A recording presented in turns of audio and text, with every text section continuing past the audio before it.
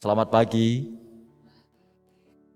Mungkin Anda pernah mendengar kisah tentang seekor ular dengan gergaji miliknya Pak Petani, Pak Tukang maksud saya.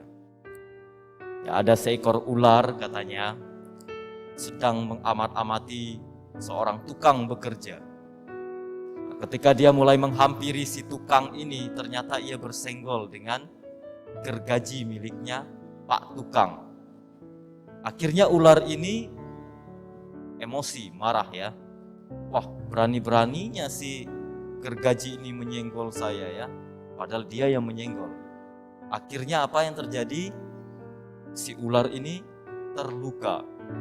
Dia marah hebat dan dendam ya. Ya, apa yang dia lakukan? Dia semakin marah, semakin dendam, lalu dia semakin emosi. Bahkan bukan lagi menyemburkan bisanya kepada gergaji yang tak bersalah ini, justru ia melilit bahkan menggigit gergaji ini ya.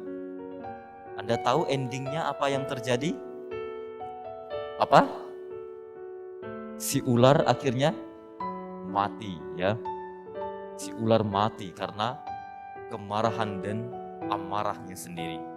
Saudara-saudari yang terkasih, ini adalah sebuah analogi atau ya perumpamaan atau gambaran hal yang sama terjadi pada Anda dan saya sebagai manusia.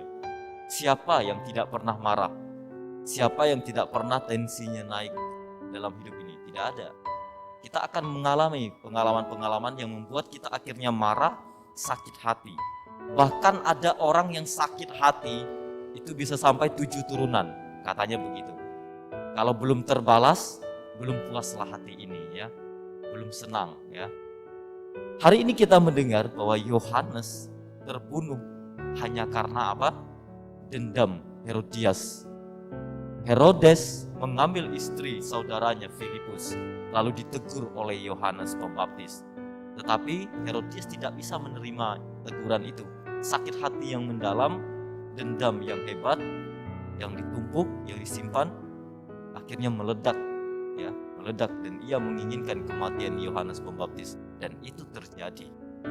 Saudara-saudari yang terkasih, saya mengibaratkan bahwa dendam itu seperti orang yang berusaha melempar api kepada orang lain. Tetapi apa yang terjadi sebelum Anda melempar api? Jelas Anda akan terkena dahulu percikan apinya, atau bahkan kerap kali kita yang duluan terbakar ketika kita belum melempar api itu. Maka sesungguhnya dendam adalah racun bagi jiwa. Dendam hanya akan melukai diri sendiri. Dendam mengurangi kita, mata hati dan mata jasmani ini, untuk melihat kebaikan-kebaikan Tuhan yang mungkin hadir dalam setiap pribadi-pribadi orang yang hadir di sekitar kita. Maka ada istilah dalam kehidupan sehari-hari, lihat maksudnya dan keinginannya, bukan lihat orang.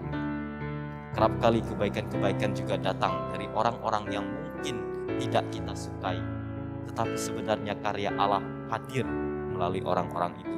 Tetapi kalau ada dendam dan sakit hati, kita tidak akan bisa melihat kebaikan-kebaikan orang yang hadir di tengah-tengah kita. Maka dendam membuat hati manusia tidak dapat melihat hal-hal yang baik yang direncanakan oleh Allah. Dendam pula yang kemudian merusak jiwa manusia. Maka pertanyaan bagi kita adalah, apakah masih ada dendam di hatimu? Apakah masih ada rasa sakit hati di hatimu terhadap sesama kita, anggota dalam rumah, tetangga, teman, atau siapa saja?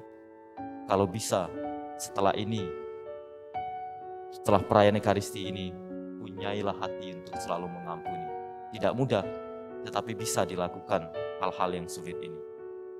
Bagaimana mungkin, saya kerap kali bertanya, kalau kita masih punya sakit hati, punya dendam, lalu kita dengan tenangnya datang ke gereja, tanpa sedikit pun berjuang untuk mempunyai hati yang mampu mengampuni.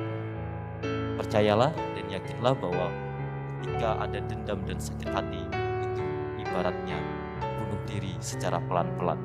Karena jiwa kita akan rusak secara perlahan. Kita akan stres, seluruh hidup kita terpusat hanya pada rasa sakit hati dan jengkel, maka banyak hal karya-karya Tuhan yang baik tidak terlihat, tidak nampak, dan kita susah untuk melihatnya. Semoga Anda yang hadir di sini, siapapun yang mengikuti perayaan Ekaristi ini, sungguh-sungguh mampu untuk berjuang memiliki hati seperti hati Yesus yang Maha Kudus, yang nanti sore akan kita ikuti melalui pentahtaan sakramen Maha Kudus, agar kita juga memiliki hati yang sungguh-sungguh mampu mengampuni. Tuhan memberkati.